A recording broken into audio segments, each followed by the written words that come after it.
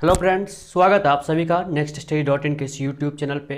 जैसा कि आप जानते हैं कि राफेल इस दिनों काफ़ी चर्चा में है और अभी हाल ही में फ्रांस से कुल 5 राफेल भारत आए हैं। तो हम आज राफेल से रिलेटेड कुछ ऐसे करंट अफेयर्स की चर्चा करेंगे, कुछ ऐसी बातों का चर्चा करेंगे जो कि एग्ज़ाम के लिए काफ़ी इंपॉर्टेंट होने वाले हैं। तो चलिए हम इस वीडियो को शुरू करते हैं।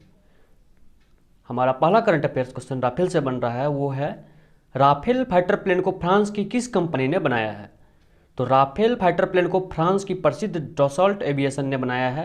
ये फ्रांस की कंपनी है और ये काफ़ी फेमस कंपनी है और इस कंपनी ने ही इससे पहले भारत को मिराज 2000 नामक एक फाइटर प्लेन दिया था, जिससे कि बालाकोट एयर स्ट्राइक को अंजाम दिया गया था। और आप इस बात से अंदाज़ा लगा सकते हैं कि जब मिराज 2000 इतना ज़्यादा पावरफुल था तो ये राफेल कितना ज़्यादा पावरफुल होने वाला है भारत के लिए। तो चलिए हम अगले करंट अफेयर्स क्वेश्चन की तरफ बढ़ते हैं। हमारा 2 नंबर क्वेश्चन है, राफेल फाइटर प्लेन कौन से जनरेशन की है। इसका राइट आंसर हो जाएगा राफेल एक 4.5 जनरेशन फाइटर प्लेन है।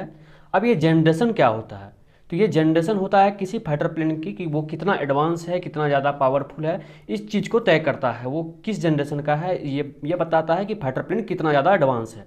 तो अभी तक में सबसे ज़्यादा कुल 5 जनरेशन का फाइटर प्लेन आया है, जो कि सिर्फ अमेरिका के पास है F-22 रैप्टर, और एक रशिया के पास है Su-57, और चाइना हालांकि दावा करता है कि उसके पास भी एक 5 जनरेशन फाइटर प्लेन है, लेकिन उसके पास नहीं है। वो J-20 को दावा करता है कि उसके पास J-20 नामक एक 5 जनरेशन फाइटर प्लेन है, लेकिन बहुत सारे देश उसके फाइटर प्लेन को 5 जनरेशन का दर्जा नहीं देते हैं क्योंकि उसमें एक 4th जनरेशन का इंजन लगा हुआ है।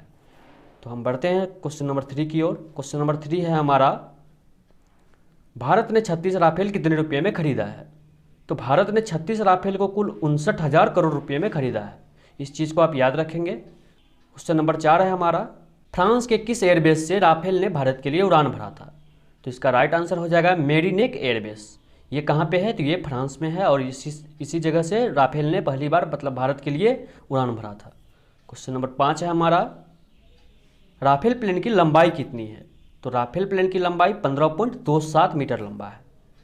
6 नंबर क्वेश्चन है, राफेल प्लेन की ऊंचाई कितनी है। तो राफेल प्लेन की ऊंचाई 5.34 मीटर है। ये ज़मीन से, इसका मतलब क्या है, 5.34 मीटर ये ऊंचा है ज़मीन से, 5.34 मीटर। आप इस चीज़ को याद रखेंगे। ठीक, अगले क्वेश्चन की ओर बढ़ते हैं। क्वेश्चन नंबर 7 है हमारा, राफेल की विंग स्पेन कितना है। तो राफेल का विंग स्पेन 10.9 मीटर है। अब ये विंग स्पेन क्या होता है, तो विंग स्पेन होता है किसी फाइटर एयरक्राफ्ट का या किसी प्लेन का उनके दोनों ओर लगे उसके पंखों के बीच की दूरी। तो ये मान लीजिए कोई फाइटर एयरक्राफ्ट है, तो इन दोनों पंख के बीच की जो ये दूरी है, तो इसमें राफेल की दूरी 10.9 मीटर है। आप इस चीज़ को याद रखेंगे। क्वेश्चन नंबर 8 है हमारा, राफेल की कॉम्बैट रेडियस कितनी है। तो राफेल की कॉम्बैट रेडियस 3700 किलोमीटर की है। अब ये कॉम्बैट रेडियस क्या होता है, ये कॉम्बैट रेडियस होता है कि कोई भी फाइटर एयरक्राफ्ट कितनी दूरी तक जाके वो अपना ऑपरेशन को अंजाम दे सकता है, या कोई बॉम्ब गिरा सकता है, या कोई भी काम को कर सकता है। तो राफेल का कॉम्बैट रेडियस कितना है, 3700 किलोमीटर।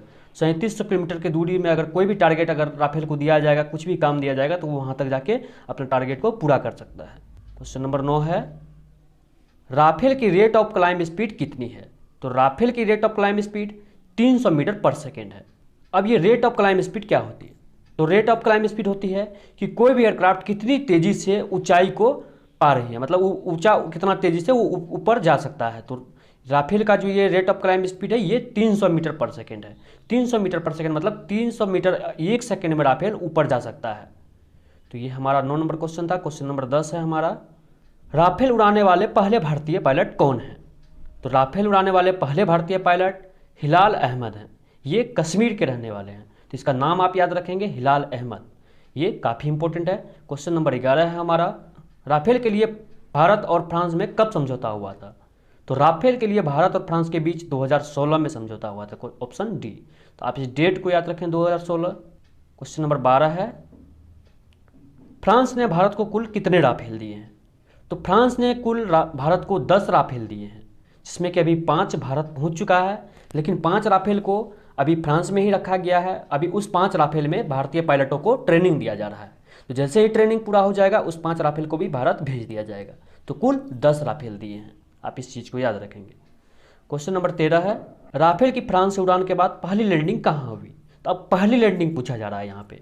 तो पहली लैंडिंग हुई थी यूनाइटेड अरब एमिरेट्स के अल डफरा एयरबेस पे। चूँकि भारत और फ्रांस के बीच दूरी काफ़ी अधिक होने की वजह से बीच में एक जगह स्टॉप देना था, तो यूएई में अल डफरा एयरबेस पे इसको एक जगह स्टॉप दिया गया था, 24 घंटे के लिए रेस्ट दिया गया था। उसके बाद दोबारा उड़ान भरा, तो उसके बाद भारत पहुंचा। तो इसका नाम आप याद रखेंगे, यूएई का अल डफरा एयरबेस।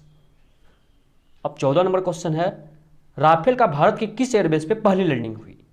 तो इसका आंसर हो जाएगा अंबाला एयरबेस। यहाँ पे पूछा जा रहा है भारत के किस एयरबेस पे। अगर भारत का पूछा जाएगा तो आपको आंसर करना है अंबाला एयरबेस, लेकिन अगर पहली लैंडिंग से पूछा जाता है तो आपको अल डफरा एयरबेस मारना है। ठीक, तो इसका आंसर हो जाएगा अंबाला एयरबेस।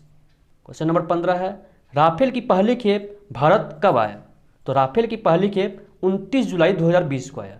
आप इस डेट को याद रखेंगे, 29 जुलाई 2020। क्वेश्चन नंबर 16 है, राफेल 1 मिनट में कितनी ऊंचाई तक जा सकता है? तो राफेल 1 मिनट में 60,000 फीट की ऊंचाई तक जा सकता है। 17 नंबर क्वेश्चन है, राफेल की सर्विस सेलिंग कितनी है? तो राफेल की सर्विस सेलिंग 70,000 फीट है। अब ये सर्विस सेलिंग क्या होता है? सर्विस सेलिंग होता है कि कोई भी एयरक्राफ्ट कितनी ऊंचाई तक अपना काम कर सकती है, कितनी ऊंचाई तक वो उड़ सकती है।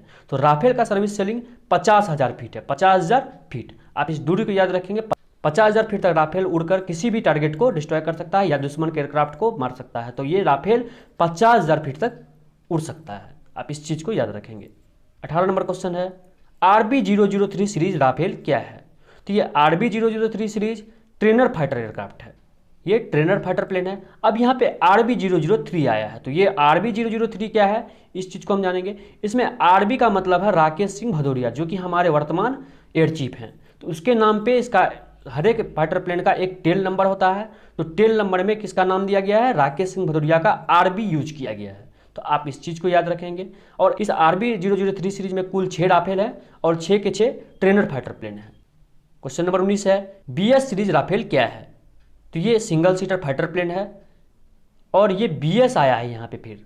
तो अब BS का मतलब यहाँ पे होता है बीरेंद्र सिंह धनोवा, इसका टेल नंबर है, इस फाइटर प्लेन का टेल नंबर है, BS सीरीज टेल नंबर है। और इसमें BS का मतलब है बीरेंद्र सिंह धनोवा, जो कि हमारे पूर्व एयर चीफ रह चुके हैं।